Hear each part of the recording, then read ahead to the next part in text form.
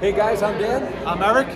Welcome to Wicked Comic-Con. All right, guys, we're heading into the cosplay area, and good news, IG-11 is in the house. So you can see here, guys, they had some really great Star Wars props. Cosplayers were there, all different kinds of Star Wars cosplayers and groups from around the area. You can see here we're coming up on the Ghostbusters. They're pretty fun guys at all the local cons. And here you had a Loki. And as you can see, this is kind of, that's right, Loki. You can see here all the cosplayers, local clubs and whatnot were here. This area where you see the Ghostbusters here was right outside of the main big ballroom where all the vendors were, and we're just coming into that area here. And you can see CBCS was on site, however CGC was not. CBCS was actually extremely busy the whole con. This is actually first thing in the morning, and what you're getting here is a view of kind of what the show floor was like. And you can see that just one big ballroom had all different kinds of vendors in the area, had comic book vendors and artists. There was another room with artists in it. I think I might have some footage of that in here. But as you can see, this is first thing in the morning. I think this was around 10:30 a.m., and the con was already packed.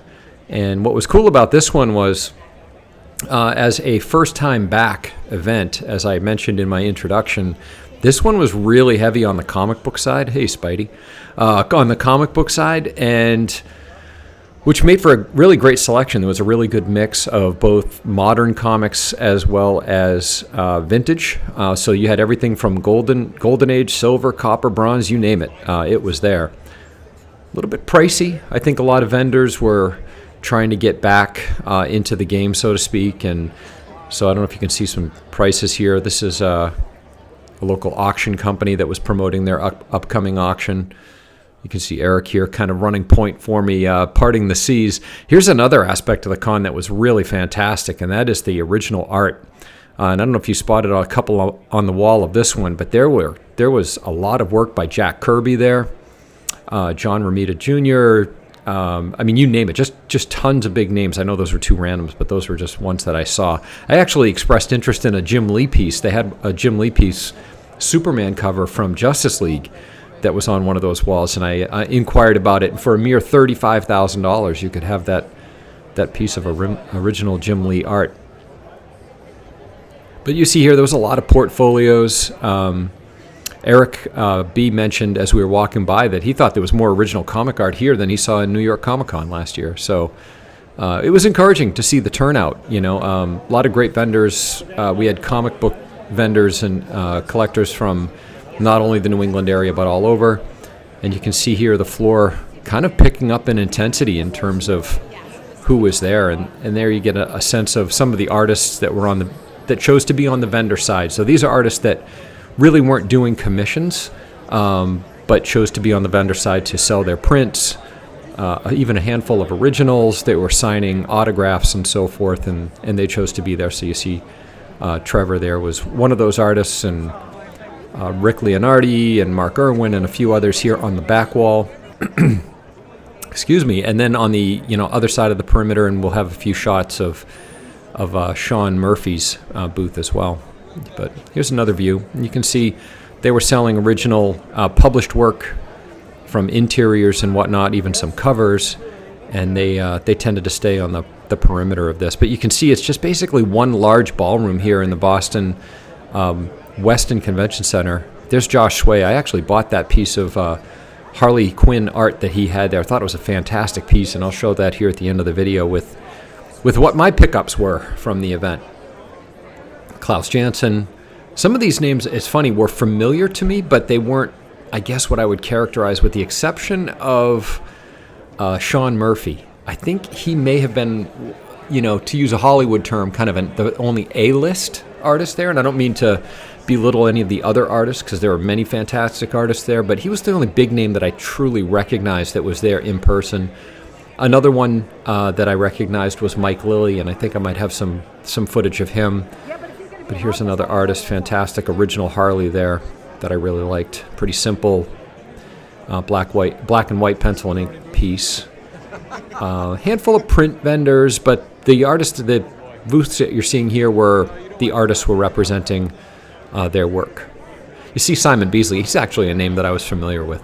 But we were trying to move through those parts of the floor that weren't as crowded, because there were times where we were moving through this floor where it was shoulder to shoulder and felt much like New York or San Diego Comic-Con. This was really the only big pop vendor on the floor, which was surprising. I know a lot of us at Comic-Cons over the past 5 to 10 years are used to a lot of cons. But here's Sean Murphy's booth, and it was really funny, right? Because here's this little corner, 8-foot booth. That's obviously not Sean Murphy. That's a guy watching his booth while Sean was on his lunch break. But he had a handful of prints set up, had a little bit of original work.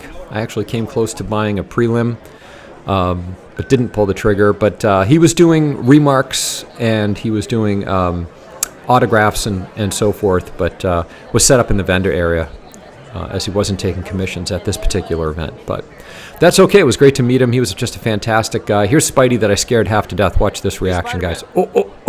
All I said to him was, "Hey, Spidey." And he kind of freaked out. It was actually kind of funny. But just to give you a sense of the floor, it really had that local con kind of feeling to it, which was unusual, right? It was, a lot of us, I think, these days are used to a lot of, big celebrity names at some of the larger Comic-Cons and so forth, and that wasn't the case here. But yeah, here's the Spider-Verse here walking by us. This is 2 of the probably 8 Spider-Men that we saw, but it was pretty fun. And you can see most people here, well, and as one masked walks by, most people were unmasked, which was, kind of great to see and somewhat concerning to see at the same time. Not used to that over the past couple of years, but we had fun digging through a lot of the boxes that you just saw. Eric and I looking for books. There's Alice in Wonderland and his name escapes me, but the guy from Up, Carl, that's his name, Carl, with the balloons, and had Pokemon and all kinds of different cosplayers here. Like I said, definitely not a big event. There's Poison Ivy. Hey, Poison Ivy. Definitely, there's a wave. Definitely not a giant event by any stretch, but it was just kind of, it felt a lot like people just getting their feet wet again, getting used to being, back in the groove, in the swing of things with the con, and was just really, really good to see. But out in this area, it wasn't as crowded as in the ballroom. And there you go. There's a Spideyverse. We caught them on the way out. And there's Sean. We got a little bit of footage Eric did of Sean signing, and was great just interacting with folks, and just really enjoyed having the opportunity to meet him, and look forward to seeing him again in New York. But you can see he was, got a little footage of his schedule. But and lastly here, we you can't have a con these days without cosplays from the Batman. So there he is, Riddler, taking us out. Yeah, right. Nice. Thank you very much. So that about does it, guys. It brings us to the end of what was really a really cool one-day convention. Really a great way to get the con convention season started. Thought I'd end it with a few picks. This is one of Eric and I the night before here at Wayne Manor North. It was awesome to have Eric come up and visit. Here's a shot of Eric with Sean Murphy after getting a handful of pieces signed by him, some prints and books and whatnot. And here's a pic of Sean signing those prints. Just an awesome guy, really gracious, really happy to sit and chat with any of the fans that came up to his table. Just a great guy. And a pic of me, couldn't resist having to get in there and get a pic with Sean. Love to get one with the various artists that I meet at these conventions. It's always such a pleasure.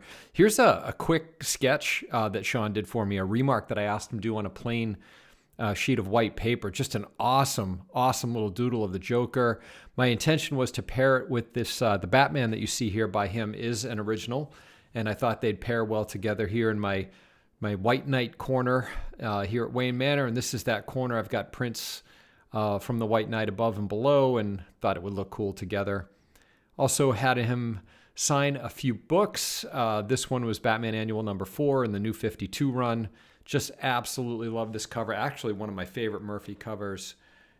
Brings us to this one that he did more recently, featuring, this was a variant cover that he did for Batman that features the Batmobile that I thought was really cool.